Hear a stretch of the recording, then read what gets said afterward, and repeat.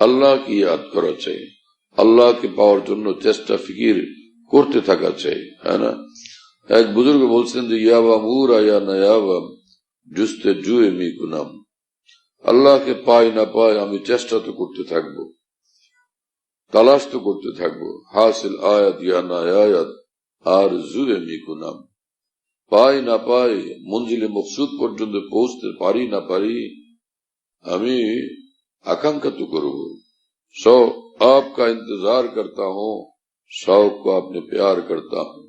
প্রিয় মাওলা, আপনার অপেক্ষায় আছি এবং নিজের অপেক্ষাকেও আমি ভালোবাসি। হ্যাঁ, आपका इंतजार करता हूँ, আপনার অপেক্ষায় আছি, অপেক্ষাও আমার কাছে ভালো লাগে, আপনার পথের অপেক্ষা।